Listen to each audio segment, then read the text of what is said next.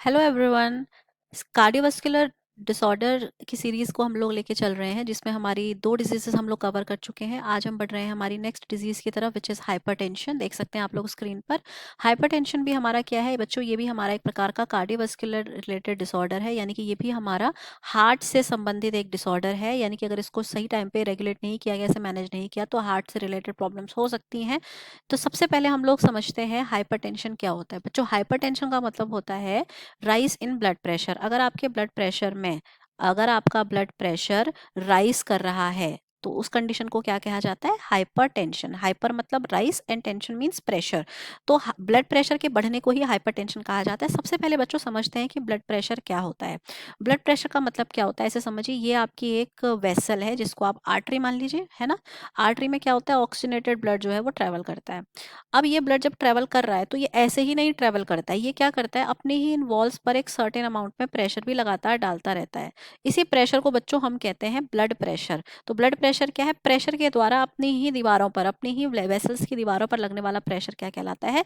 Blood pressure कहलाता है। और यानी कि इसकी अपनी एक न्यूमेरिकल वैल्यू निकाली गई है जो कि क्या होती है? वो होती है आपका systolic 120 and diastolic 80। Actually blood pressure जो है वो आपका सिस्टोलिक और डायस्टोलिक के रेशियो से बनता है। सिस्टोलिक प्रेशर और डायस्टोलिक प्रेशर का जब रेशियो बनाते हैं तो उसको आप कहते हैं ब्लड प्रेशर। और इसकी नॉर्मल वैल्यू देखी गई है 120/80 mm ऑफ Hg। ठीक है, यानी कि सिस्टोलिक जब कितना हो 120 mm ऑफ मर्क्यूरी हो और डायस्टोलिक आपका 80 mm ऑफ मर्क्यूरी हो तो इसको आप कहते हैं ये नॉर्मल ब्लड प्रेशर है।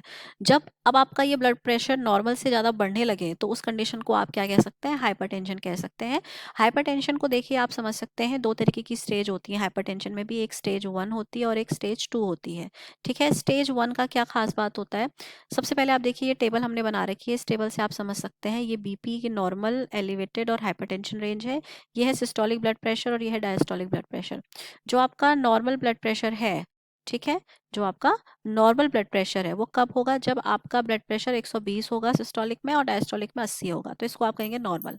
अगर आपका सिस्टोलिक 120 से 129 चला गया तो और डायस्टोलिक आपका 80 चला गया तो उसको कहेंगे आपकी बीपी में एलिवेशन आया हुआ है, बीपी बढ़ा हुआ है। उसको हाइपरटेंशन तब माना जाता है, हाइपरटेंशन स्टेज 1 की कैटेगरी में तब डाला जाता है जब ब्लड प्रेशर 129 से बढ़कर 130 और 139 के बीच में आ जाए और डायस्टोलिक 80 से लेकर 89 के बीच में आ जाए।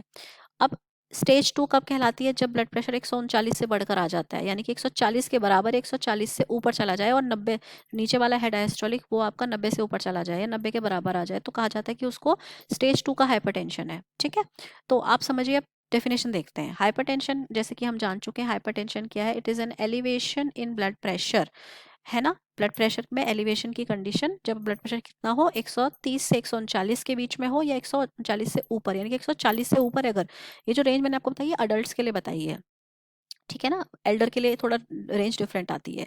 तो हमारी इस कंडीशन को हम हाइपरटेंशन कह देते हैं। और हाइपरटेंशन बच्चों क्या है? ये बहुत बड़ा कारण है पूरी दुनिया में डेथ का। Among 6% of the death cases are due to high blood pressure, that is hypertension. तो अब इसके साथ बच्चों कुछ रिस्क एसोसिएटेड है। हम कहते हैं ना कि हाइपरटेंशन है तो क्या हुआ, क्या हो जाएगा अगर ब्लड प्रेशर ज़्यादा है? ब्लड प्रेशर ज़्यादा होने से आपके बहुत सारे रिस्क फैक्टर बढ़ जाते हैं।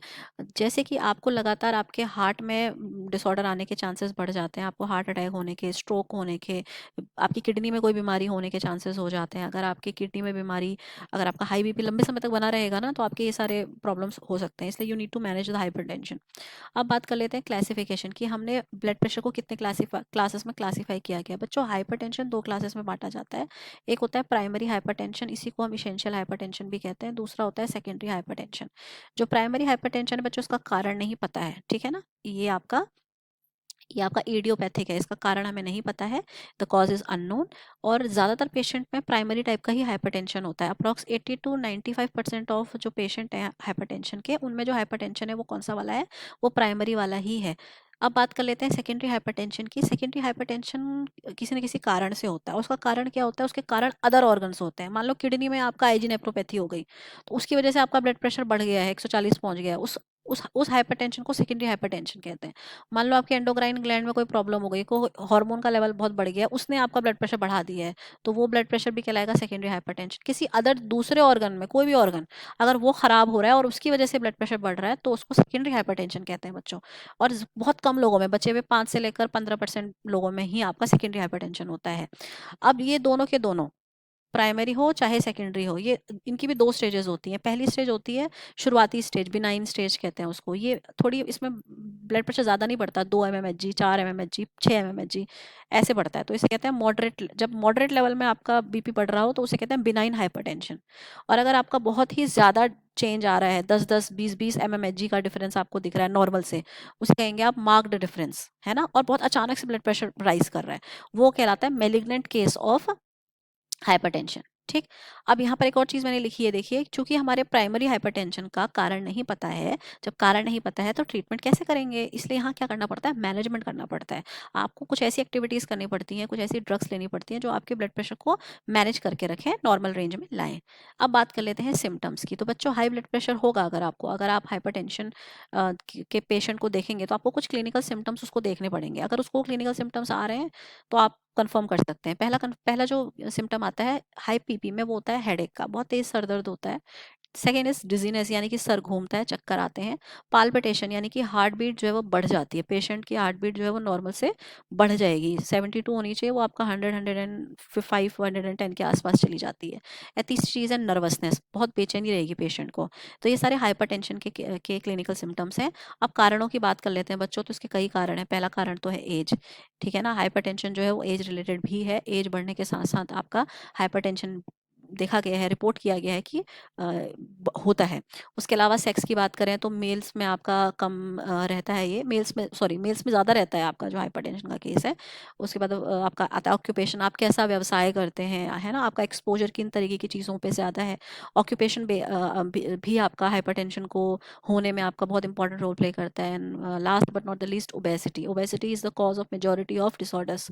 सो ओबीस पीपल्स का ब्लड प्रेशर जो है वो यूजुअली हाई रहता ही है। अब बात कर लेते हैं ट्रीटमेंट की बच्चों। तो हाइपरटेंशन का ट्रीटमेंट क्या है, हाइपरटेंशन का ट्रीटमेंट क्या है। हाइपरटेंशन को आप मैनेज कर सकते हैं with the help of anti hypertensive drugs, यानी कि वो ड्रग्स जो आपका हाइपरटेंशन के अगेंस्ट काम करती हैं। यानी कि वो क्या काम करती हैं, वो आपके ब्लड प्रेशर को नॉर्मलाइज करती हैं, मतलब उसको लो पे लेके आती हैं। अगर 140 mm ऑफ Hg पहुंचा हुआ है तो उसको वो क्या करेंगे, उसे वो घटा के आपका 120 mm ऑफ Hg पर लेकर आएंगी। इन्हें आप कहते हैं हाइपरटेंसिव, एंटी हाइपरटेंसिव ड्रग्स।